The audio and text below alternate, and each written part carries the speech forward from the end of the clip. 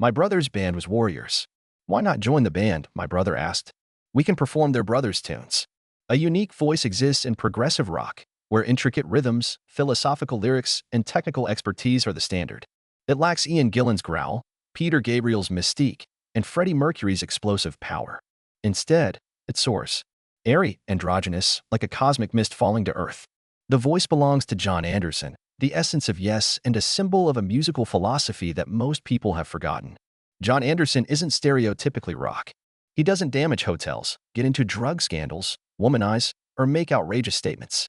Social media, stardom, and a PR staff aren't his things. He creates and lives like a traveling monk in a secular world, his voice piercing through the cacophony. Anderson views music as more than enjoyment. It opens to non-rational realms. The listener is no longer a consumer but a spiritual companion, traveling across dimensions, crossing old symbols, and sometimes just breathing with the universe. However, his eccentricity led to his expulsion from the band he created and his labeling as a man lost in his own spiritual maze. Jon Anderson never argued. He wrote, sang, meditated, and let time decide. Why did Jon Anderson become who he is? How did a poor Lancashire milk delivery guy, asthmatic since childhood, right close to the edge, awaken, in dozens of musical epics? After almost 50 years of wandering with music, religion, love, or the echo of a dreamer who refuses to grow up? If you listen, Jon Anderson's life is a symphony without a climax. It only requires a deep breath, introspection, and a little faith. Early life. Jon Anderson was born on October 25, 1944, in Accrington, Lancashire, England, a coal dusty industrial town with few sunny days. After dropping the H from his first name, John Roy Anderson felt lighter and less constrained by identification. Even his name reflected his nature, a guy continually seeking independence in voice, spirit, and existence. His family was poor. In addition to painting houses, his father played the mandolin and sang Irish folk songs. His mother was practical, rigorous, and hands-on. Only one thing could quiet John, the middle child in their cramped, noisy home with 5 siblings. Music. Music was my main reason to listen. My mind was like a violet mist. I could feel it, but no one could see it, he said. John wanted to play football as a kid.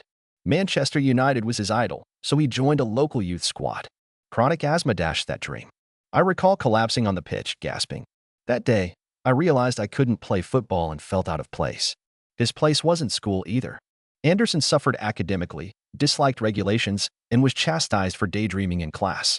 At 15, he quit school and worked as a milkman, laborer, and cigarette factory worker. He became immersed in Celtic mythology, classical music, and metaphysical dreams due to his monotonous work in Lancashire's dark, rainy days. John learned to discern tones and write tunes by gut without formal musical training. I didn't know chord names. I heard this ribbon of music in my thoughts and tried to play it. He said. Music wasn't a goal then. He held upon it like a spiritual raft in life's turbulent currents. Perhaps Jon Anderson's greatest achievement wasn't his modest background, illness, or lack of education. His capacity to recognize beauty when others couldn't. A beam of light appeared in the gloomy clouds behind the manufacturing chimney. The Sunday morning church bells reminded him of another planet, and his sensation of not belonging allowed him to construct his own language. A sound, light, and soul language. Early work. Jon Anderson was a little-town youngster with a thin voice when the Beatles and the Rolling Stones rocked Britain in the mid-1960s. Eyes that constantly looked dreamily at the sky. With his small size, high-pitched voice, and lack of instrumental talents, no one thought he could succeed in rock and roll. Anderson believed otherwise. He formed the Warriors, a tiny beat band with his brother Tony Anderson, in 1965. The band performed covers at nightclubs, weddings, and drinking parties to make money. They performed in Germany aiming for a breakthrough. However, the tour ended quietly in disappointment. Reception was poor, earnings barely covered meals, and the group split soon after coming home.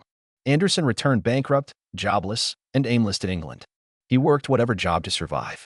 Serving, cleaning, and moving boxes. His fate changed in a modest London nightclub where he worked. He met quirky, obsessive bassist Chris Squire there in 1968. They discussed music, how boring popular successes had become, and a desire to develop a new genre that blended classical rock, jazz, and philosophy. Yes was formed with a keyboardist, drummer, and guitarist. Why Yes?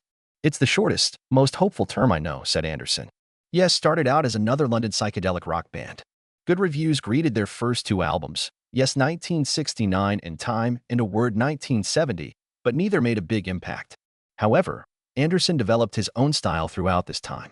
He didn't write love, protest, or confessional lyrics like most. Astronomy, alternate realms, ancient spirits, and crystal vibrations were his topics. Some termed it nonsense. Others laughed at his songs, saying no one could understand them. Only Chris Squire believed in Anderson, so he persisted. They added more daring musicians. Steve Howe on amplified classical guitar, Rick Wakeman with a full armament of synthesizers, and Bill Bruford, a drummer who left Oxford to perform prog. Everything was ready. A band no one understood with metaphysical themes and vast song structures would change 1970s music. Before entering that golden age, Jon Anderson was an outsider. Musically illiterate, technical ally inept, and a weak leader, yet with an intuitive heart leading into unexplored territory. An unarmed man with dreams. Career success. Fragile debuted with Roundabout in October 1971. A bizarre 8-minute track with a reversed acoustic guitar and an alien bass pattern. Jon Anderson's soaring voice flew without reason or direction over that foundation. Yes had entered its golden age. An essential progressive rock album is 1972's Close to the Edge. 3 songs in 37 minutes, organized like a multi-movement symphony. In that ethereal musical universe, Jon Anderson guided by feeling, not understanding.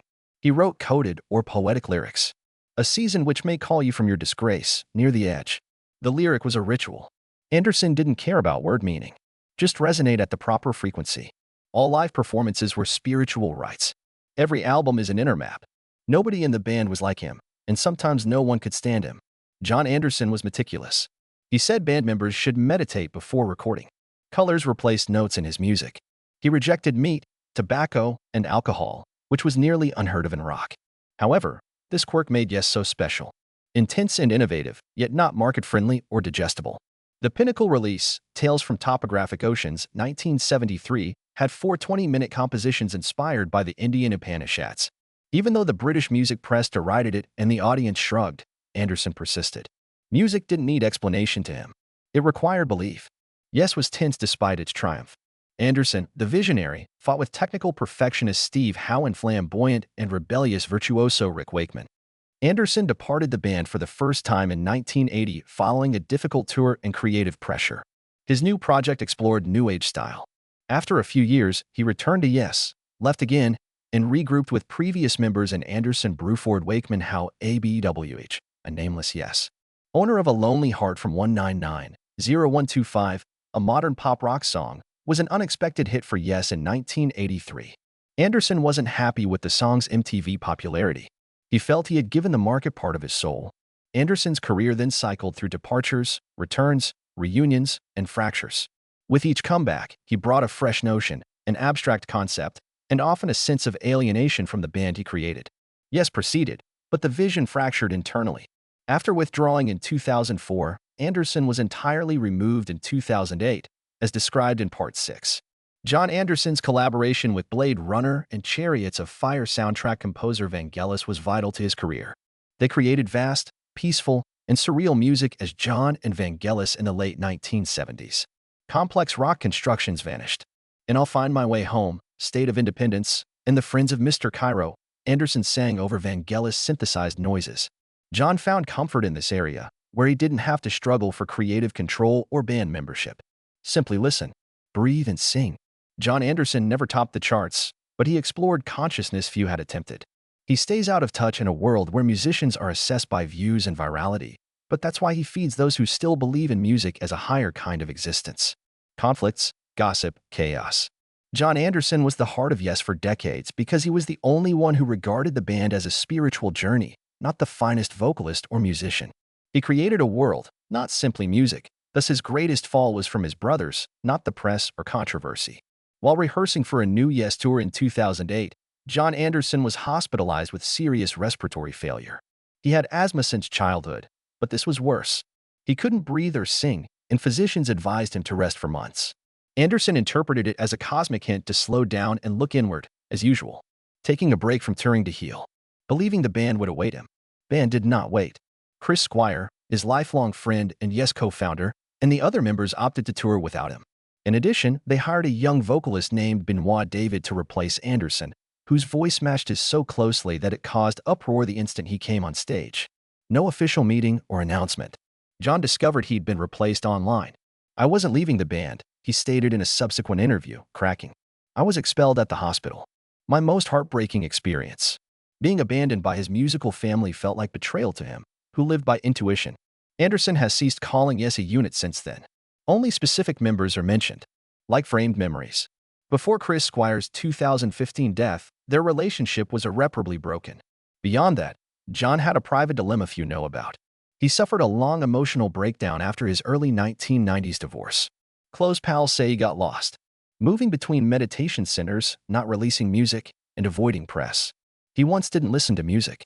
He would sit for hours feeling the air. This led to allegations that he had withdrawn from the world, had mental illness, felt he was inspired by aliens, and could no longer perform owing to severe lung damage. How did Jon react? He laughed quietly, as if used to being misunderstood. The media called him crazy, but he said, "I'm not crazy. I don't live their way. If that disturbs them, I won't apologize." Maybe folks don't get Jon Anderson. Perhaps even his stage mates never truly did. He never sought unanimity. He considers singing a privilege, being heard a blessing, and being misunderstood necessary for anyone seeking a deeper life. This is the cost of freedom, not a tragedy. In contrast to his stage persona, Jon Anderson was a deeply private man who seemed nearly invisible in real life. Neither romantic scandals nor showy weddings nor stunning pronouncements. To him, love was never a tale. It was a calm trip to keep tranquility during creative storms. Jon married Jennifer Baker, his first wife and yes, calm companion, in 1969, before his fame took off. They had 3 children and lived a quiet life. Anderson answered family questions in rare interviews by saying, "She was the place I returned to after flying too far."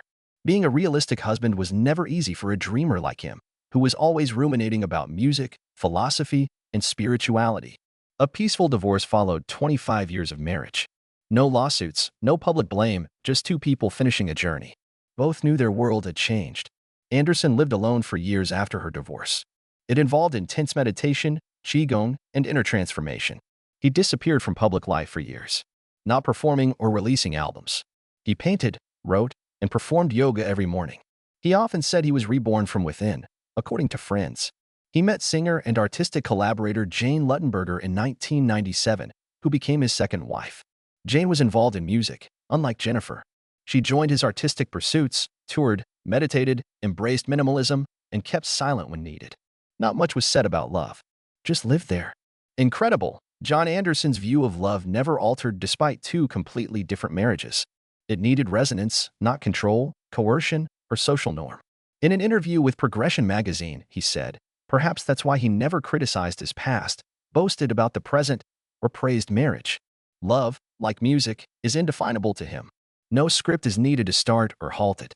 In that silence, Jon Anderson still loves as he sings, gently, soaring, and unique. Legacy and influence progressive rock icons are frequently associated with virtuosic technique, 20-minute compositions, and laser-lit shows. But Jon Anderson's legacy isn't in those brilliant aspects. The contrary, silences, lyrics as enigmatic as ancient codes, and an otherworldly voice are it. Anderson preserved Yes' soul for 50 years. Without him, Yes could play, release records, and tour, but that ethereal, mystical light that carried listeners to another world was gone. Not only did he write beautiful music, but he believed, thus many fans called him prog's golden age gatekeeper. He felt that music could cure, lyrics could open doors in the human soul, and that a 20-minute song with no chorus or strong hook might move people who listened.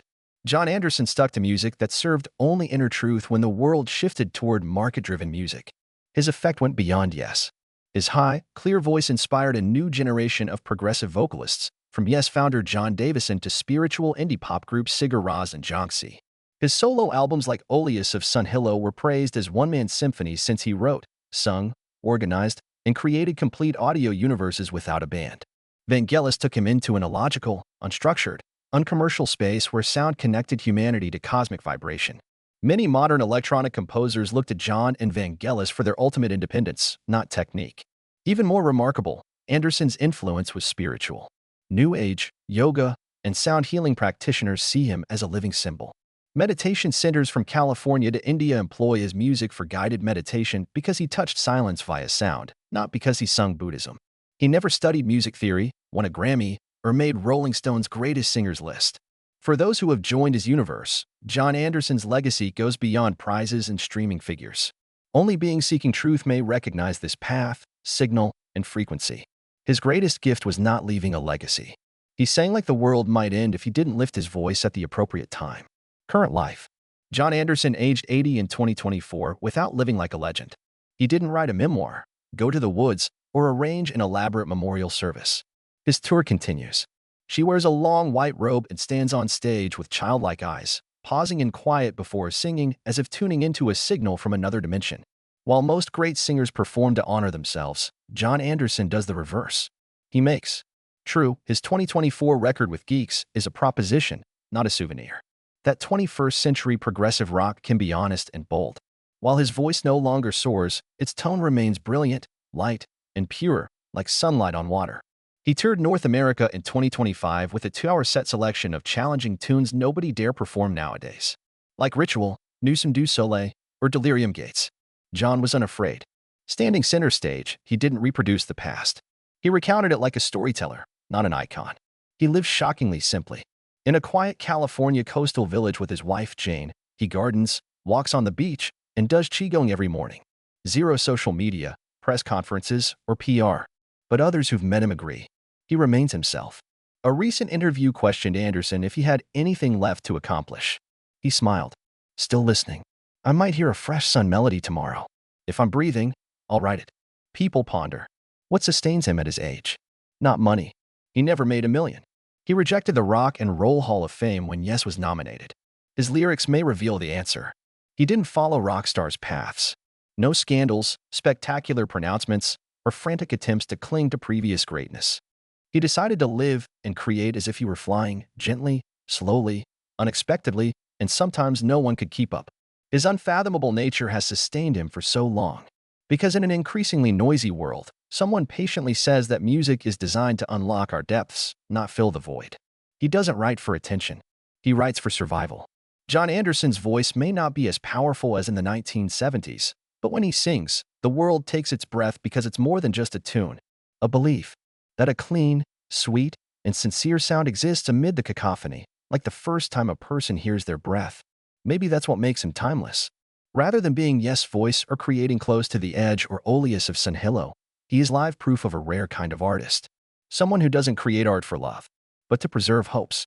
Do you recall hearing Jon Anderson's voice first? Have you ever felt that you were floating without a purpose or direction, simply trusting that sound? Comment your ideas below. If you agree that music can expand the soul, like and subscribe to join us as we explore artists who live for that truth. Thanks for watching. See you next story.